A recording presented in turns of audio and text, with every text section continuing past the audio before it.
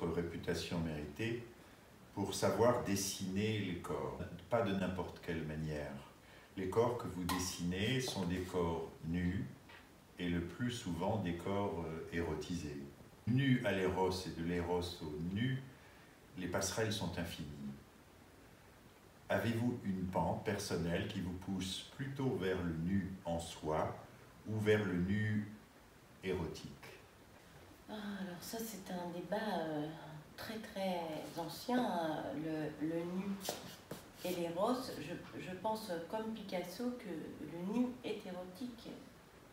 Au-delà de ma propre représentation, le nu est érotique et je le fais dans ce sens, de façon très inconsciente, parce que effectivement certains artistes ne représentent pas le nu de façon érotique. Moi, ça se fait presque machinalement, et je pense que c'est la seule façon puissante de représenter le nu est érotique. En général, Sophie, naguère, c'était plutôt les hommes qui dessinaient des nus, et des nus féminins. Or, souvent, pas toujours, mais enfin relativement souvent, vous dessinez le corps féminin. Et ce corps féminin, vous le dessinez de manière érotique. Donc ma question précise est la suivante.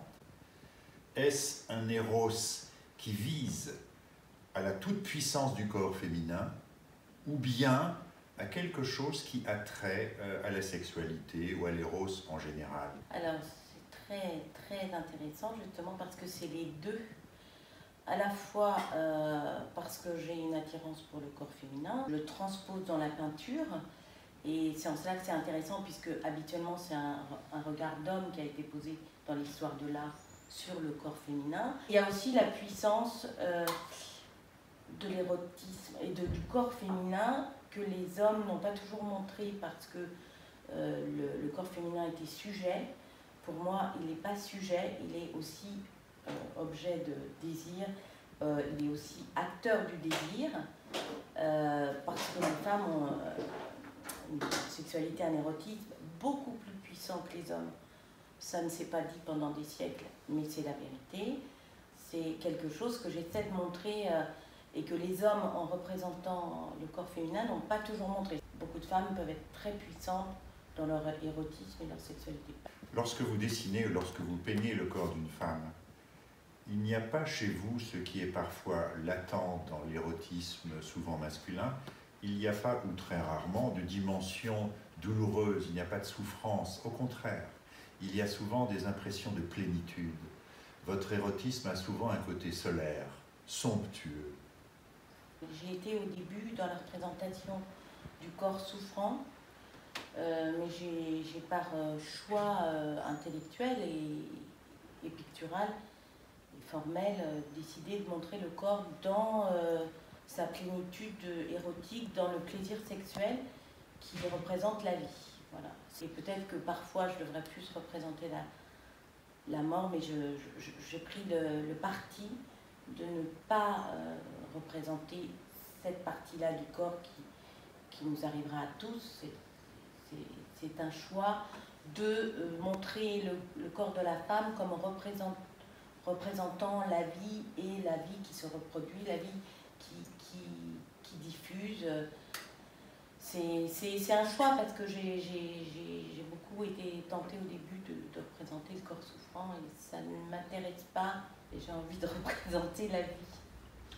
Mais peut-être plus qu'un corps de plaisir, j'ai parfois l'impression que le corps que vous montrez est un corps de plénitude, est un corps en phase avec les puissances de l'univers. Je dirais même un corps univers. Rarement vous montrez l'environnement du corps, vous ne montrez que le corps. C'est une sorte d'absolu du corps, et de corps j'ose dire, de toute puissance. Vous ne montrez jamais le corps mortel ou morbide, vous montrez encore une fois des corps de plénitude qui incarnent les puissances de l'univers.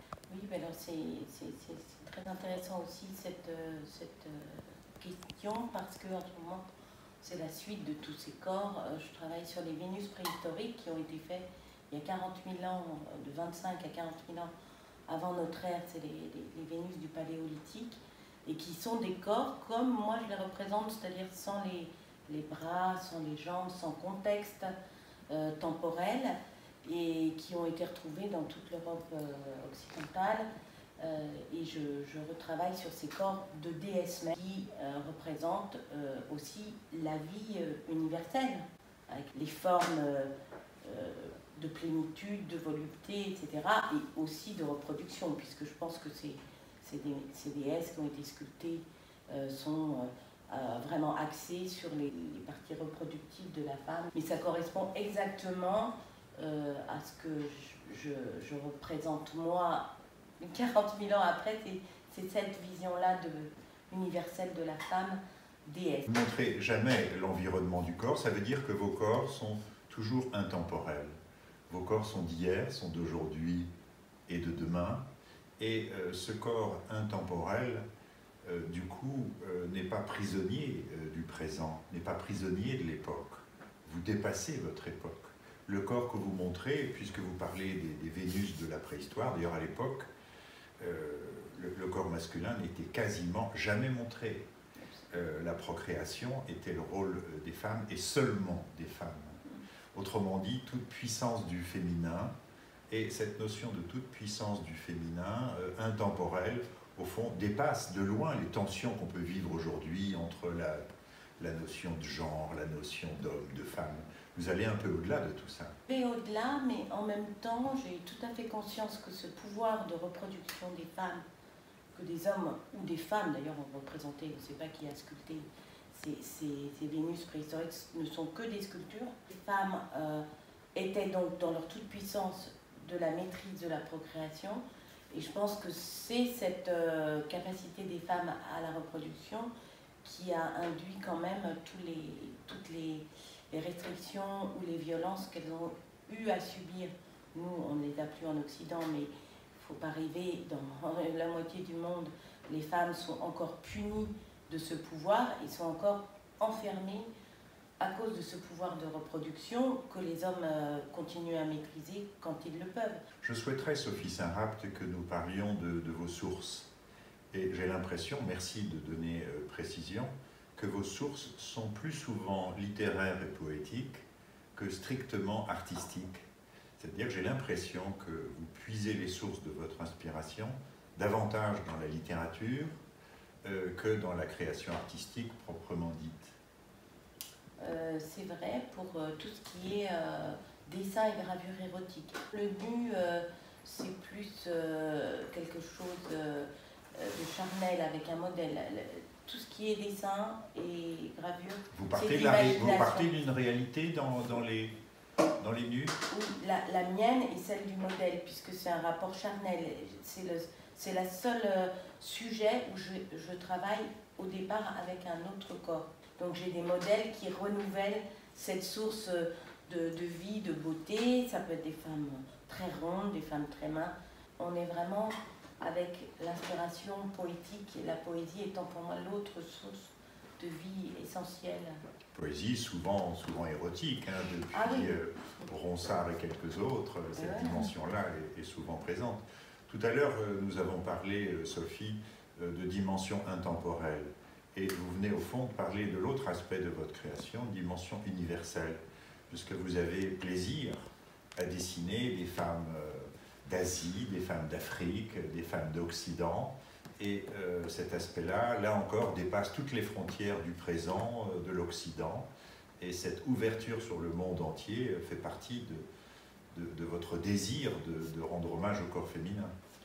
Ça est absolument au corps féminin du monde entier, et ça s'inscrit parce qu'on crée toujours dans son temps, dans la mondialisation, c'est-à-dire que j'ai eu, à partir des années 2010, à rencontrer des femmes du monde entier à Paris qui étaient prêtes à poser, parce que depuis une vingtaine d'années, la mondialisation a explosé, et donc j'ai eu à rencontrer ce qui n'était pas le cas quand j'ai commencé à peindre des modèles, à travailler avec des femmes. Je travaillais qu'avec des Françaises ou des Occidentales. Là, il y a eu une ouverture. J'aurais jamais pu avoir une modèle chinoise comme Lala il y a 25 ans. Je suis à la fois dans mon temps parce que on est sur l'ouverture sur le monde et la mondialisation, l'internationalisation des relations. Et en même temps, j'ai besoin de cette diversité par rapport à cette soif du corps féminin universel. Et comme il m'est arrivé d'écrire sur vous, Sophie, je crois pouvoir dire que vous ne cessez d'expérimenter. C'est-à-dire que vous n'êtes pas prisonnière d'une manière de voir le corps féminin. Parfois, votre dessin est très linéaire, parfois il est extrêmement et crûment sexué, parfois il y a même une dimension qui pourrait frôler l'obscénité, et à d'autres moments, au contraire, on a affaire à un travail de plasticienne fouillée, poussée.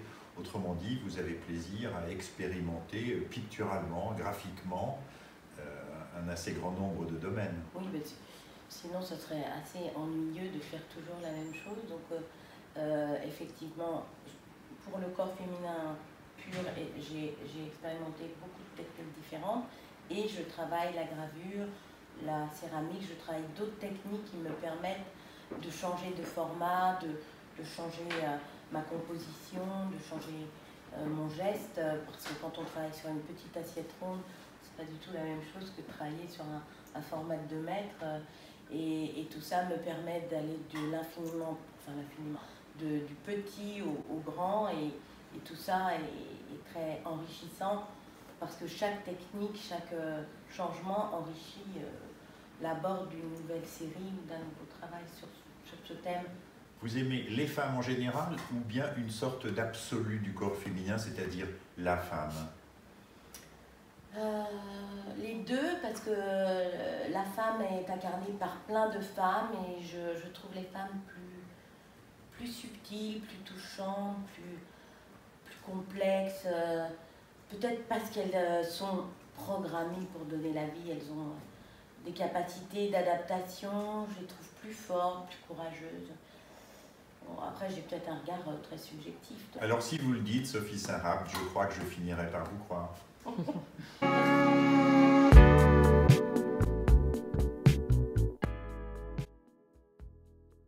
Bien, je crois pouvoir répondre à cette question. Ce ne serait pas une chanson, ce ne serait même pas une musique occidentale. Ce serait un chant de méditation lié au désert, et ça pourrait être un chant iranien, soufi ou syrien, c'est-à-dire un chant d'incantation, un chant légèrement répétitif, un chant qui prend distance avec les choses de la terre et qui pourrait s'identifier aux forces du ciel et de la terre en même temps, c'est-à-dire un chant lancinant, à tendance intemporelle. Voilà ma réponse.